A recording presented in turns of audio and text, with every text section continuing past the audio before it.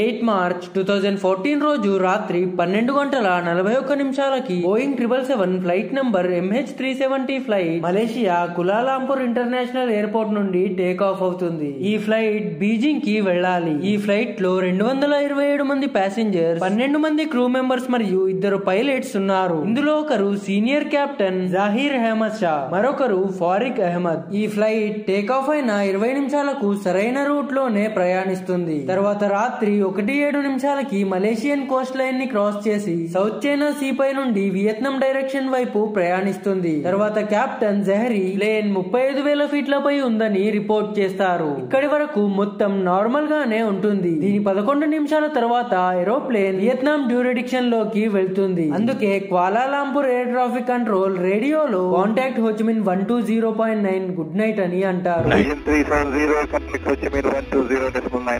దీనికి captain జహరీ good night Malaysian 370 అని అంటారు. ఈ మాటలు కెప్టెన్ జహరీ మాట్లాడిన చివరి మాటలు. తర్వాత ఈ ఫ్లైట్ సడన్ గా మాయమైపోతుంది మరియు ఇది ఈ ప్రపంచంలోనే అతిపెద్ద అన్సాల్వ్డ్ మిస్టరీగా మిగిలిపోతుంది. Malaysia Airlines flight MH370 disappeared en route to Beijing.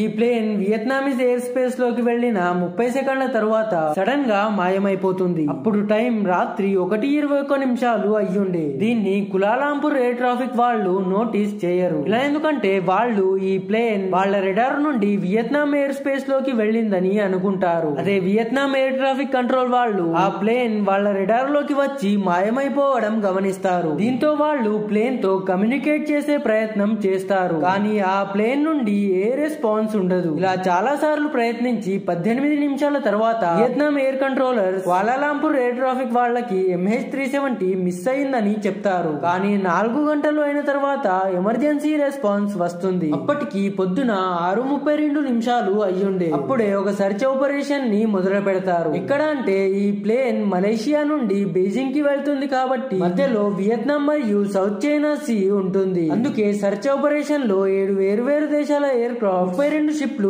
Search operation ని సౌత్ చైనా సీ లో మొదలు పెట్టాయి. కానీ ఈ ప్లేన్ దొరకలేదు. కానీ 4 రోజుల తర్వాత అంటే 12 మార్చ్ 2014 కి ఒక న్యూస్ వచ్చింది. అదేంటంటే ఈ ప్లేన్ సివిలియన్ రెడార్ నుండి మిస్ అయ్యింది. కానీ ఒక మిలిటరీ రెడార్ ఈ ప్లేన్ ని స్పాట్ చేసింది. ఈ మిలిటరీ రెడార్ ప్రకారం ఈ ప్లేన్ రాత్రి 2:22 సౌత్ చైనా సీ లో ఈ ప్లేన్ ఒక రైట్ టర్న్ ని తీసుకొని ఇంకో పెద్ద లెఫ్ట్ టర్న్ ని తీసుకొని మలేషియా వైపుగా తిరిగి వెళ్ళింది. కానీ ఇది మలేషియాలో ల్యాండ్ కాకుండా మలేషియా పై నుండి పీలాంగ్ ఐలాండ్ నుండి మళ్ళీ ఒక షార్ప్ రైట్ టర్న్ ని తీసుకొని అండమాన్ సీ లోకి చేరుకుంది. ఈ అండమాన్ సీ లోని ఎక్కువ శాతం ప్లేస్ మన భారతదేశం, థాయిలాండ్, మయన్మార్ లోకి వస్తుంది. అందుకే మలేషియన్ మిలిటరీ రెడార్ ఇంతకన్నా ముందు ట్రాక్ చేయలేదు. తర్వాత కొన్ని రోజులకి శాటిలైట్ డేటా నుండి ఒక డేటా దొరికింది. అదేంటంటే ప్లేన్ ఆటోమేటిక్ గా శాటిలైట్ తో కమ్యూనికేట్ చేసే ప్రయత్నం చేసిందని. నిజానికి ఎక్కువ శాతం ఏరోప్లేన్ శాటిలైట్స్ తో కమ్యూనికేట్ చేసే ప్రయత్నం చేస్తూ ఉంటాయి. ఈ MH370 ఫ్లైట్ కమ్యూనికేట్ చేసేటప్పుడు కేవలం కమ్యూనికేట్ చేసే ప్రయత్నం మాత్రమే చేసింది. ఈ ప్లేన్ లొకేషన్ ని మరియు డాటాని ట్రాన్స్ఫర్ చేసే ప్రయత్నం చేయలేదు. అందుకే శాటిలైట్ దగ్గర ప్లేన్ లొకేషన్ ఇన్ఫర్మేషన్ లేకుండే. అందుకే కొందరు సైంటిస్టులు మరియు ఇన్వెస్టిగేటర్స్ వాళ్ళు దీన్ని ఉపయోగించి లొకేషన్ ని ట్రాక్ చేసే ప్రయత్నం చేశారు. ఎలా అంటే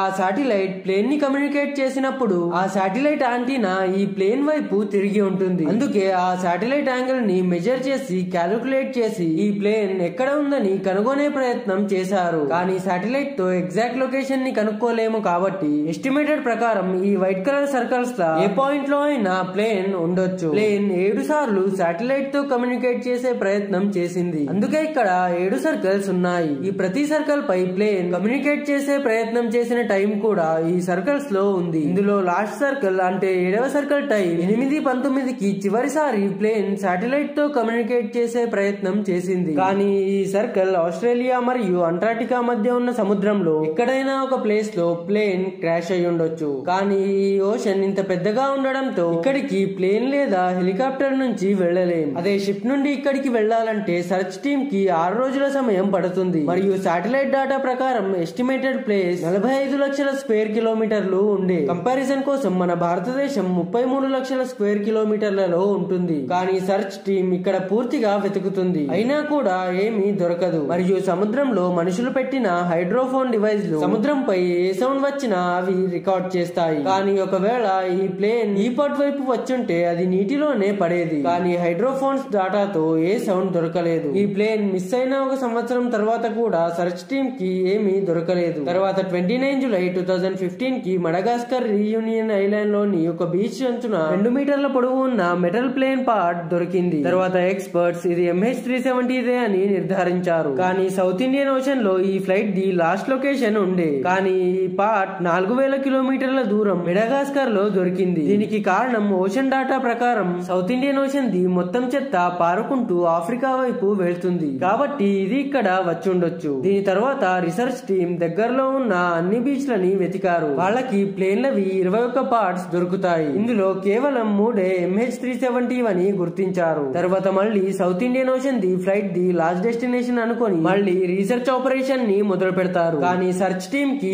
ఏమీ దొరకదు. ఇలా 3 సంవత్సరాలు జరిగిన సర్చ్ ఆపరేషన్ తర్వాత నవంబర్ 2017 కి ఫ్లైట్ MH370 సర్చ్ ని ఒఫీషియల్ గా ఆపేస్తారు. ఈ MH370 ఫ్లైట్ పై చాలా థియరీస్ ఉన్నాయి, కానీ ఇప్పటి వరకు ఏది ప్రూవ్ అవ్వలేదు. దీంతో ఇది ఈ ప్రపంచంలోనే అతిపెద్ద ఏవియేషన్ అన్సాల్వ్డ్ మిస్టరీగా మిగిలిపోయింది.